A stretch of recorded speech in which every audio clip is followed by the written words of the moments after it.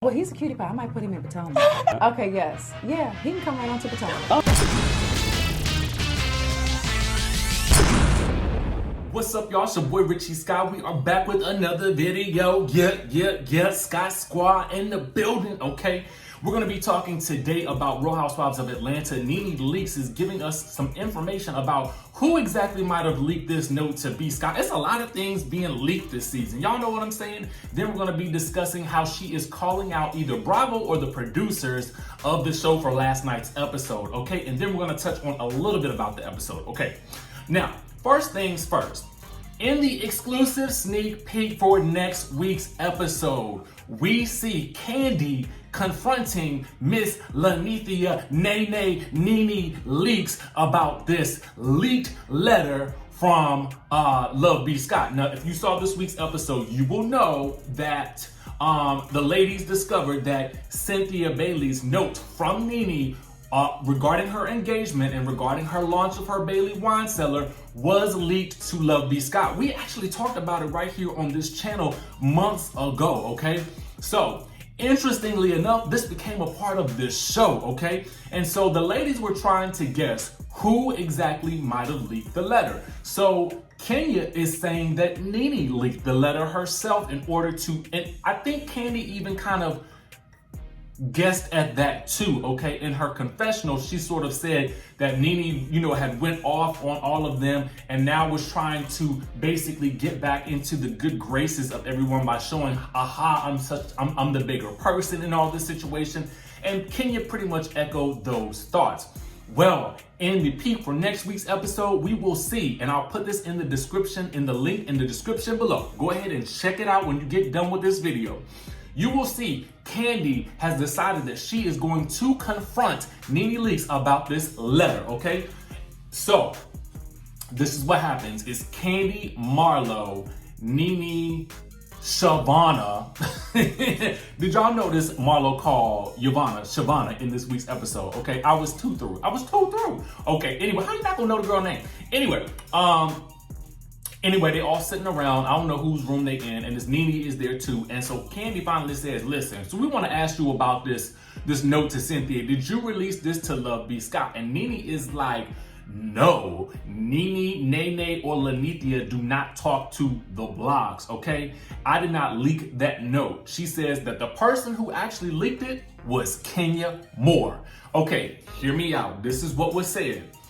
Allegedly, there was a point in time where Cynthia lost the letter, okay? So if Cynthia, and we learned this in this clip, so at that point in time, somebody could have taken what was said, photocopied it, or screenshot it, and sent it over to Love B. Scott. Now, Love B. Scott, Mr. B.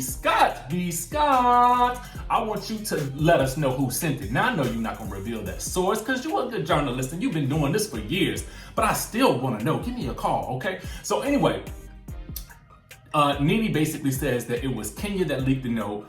I'm not really for certain. I wasn't clear on why she thought it was that. I think she just felt like, in her words, Kenya is a low down, dirty bitch, okay? I believe that was what she said in the video, okay? You guys will check it out and you will remind me below. I know, because y'all like to correct me. But anyway, so nevertheless, Nene is basically saying that is who released the letter. I want to know what y'all think about this in the comments below. Who do you think released the letter? Now, obviously, Nene would stand to benefit from the letter being released because it does show her in a positive light, okay? Basically trying to make amends with Cynthia, so she would stand to benefit from this the most. However, Kenya could be the person also responsible for leaking it because, at the end of the day, she could be on a mission to expose Nene, as Nene said. Now, there is a third possibility that I would like to introduce, and I would like to say that it was possibly a producer. Now, listen, I know that on some reality shows, there is a whole lot of producer manipulation that goes on, a lot of slicing and dicing of footage, and a lot of leaking of stories. To be quite honest with y'all, I think it was a producer that probably leaked and I don't know this to be true, I think, but in my mind, it would not shock me if it was a producer that leaked that whole situation with the dog and puppy gate on the Real Housewives of Beverly Hills. It would not surprise me at all, okay? Because ultimately, they want these shows to be as dramatic as possible. And so, you know, it wouldn't shock me. It wouldn't shock me, but I want to know who you guys think leaked it down below. Or do you think it was Giovanna? Shavana, Gail from Clark. You know what I'm saying? Let me know who y'all think it was. Do we have a whole nother snake gate on our hands? Speaking of snake gate, we still don't know who it is, but in the clip for next week, we did see that Shavana said she knew exactly who recorded Nene, but I don't know if she's gonna actually tell who it was at that point in time. Next, we have Miss Lanithia Leaks, and she is calling out the producers and Bravo themselves. Here's what she had to say. Now, I noticed this because I don't know what I was doing last night, but I did go to brunch, so forgive me if my memory's a little foggy like Eva's, okay? But anyway, I saw it online and I said, interesting. But yet again, Nene posts this. She said, just finished watching tonight's Real Housewives of Atlanta. Tune in to see me walk through the door the last 30 seconds of this episode. Last week, tease was just that, a tease. The end. # they tried it. And tried it, they did, okay? Tried it, they did. Now, what I will say is this. I knew that they were not gonna show that fight on this week's episode, the fight between Nene and Kenya. I knew they wasn't gonna do that. How did I know? Because let me give you guys a little bit of a clue on what to do. All you need to do to find out what's gonna happen in the episode is type in Real Housewives of Atlanta, season 12, episode number, and you can type in the episode number, and usually online, somewhere you can find a description for the episodes that are probably 2 or 3 episodes ahead. So you guys will always know. So don't say I didn't give the squad something to gnaw on today, okay? Because I'm giving you guys the tea, okay? Go ahead and do that, and you can always find out what's gonna happen in the next 2 or 3 episodes down the line. So do that, do yourself a favor and do that. So I had done that, right? And I said, oh, this is some trickery. They're not gonna show that fight in this episode. They have done it again. And at first I thought she was just saying that she was only gonna be in the last 10 minutes, which she was not. I will admit that she was there. We only saw one scene of her, but we did see a couple of flashbacks with her. They keep showing this flashback of her and Tanya. And I don't know why. I don't know why they don't just show us that scene. You're gonna keep flashing back to a scene that you never showed us? Show us the scene, because we need to see some continuity on how they got back to being friends. That's just me, okay?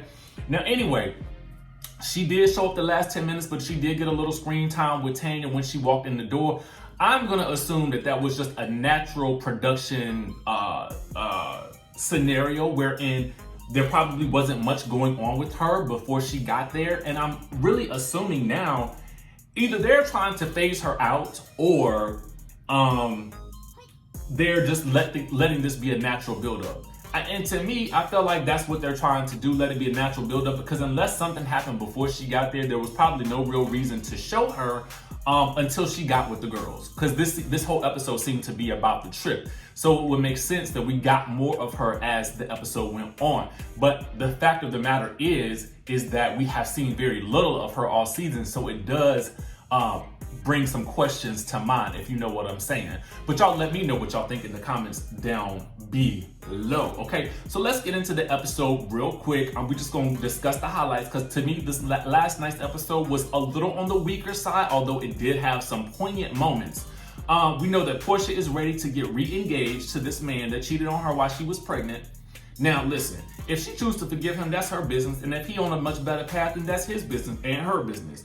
But at the end of the day, I agree with Lauren, pump them brakes, okay? Slow down. What's the rush? There is no need to rush. If you're in love with each other that much, you should know that neither one of y'all is going nowhere, okay?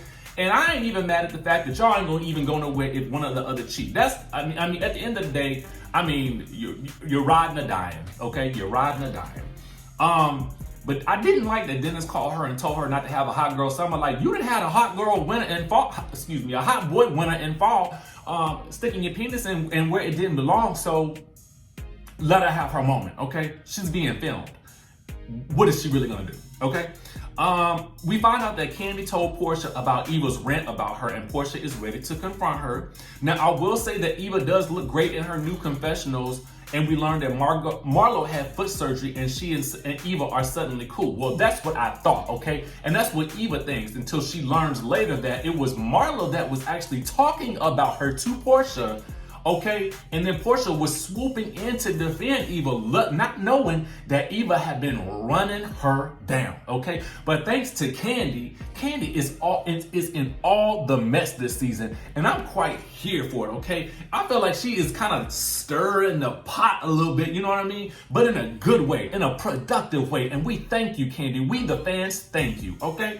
Now, anyway, I learned something in this episode, and Kenya said it best. She said, good edges can help a bad wig. Ladies, is that true? Let me know down in the comments below.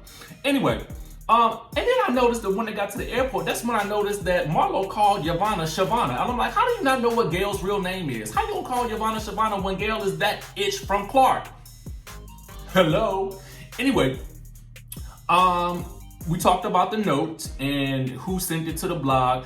Kandi's confessionals in this episode sent me through the roof.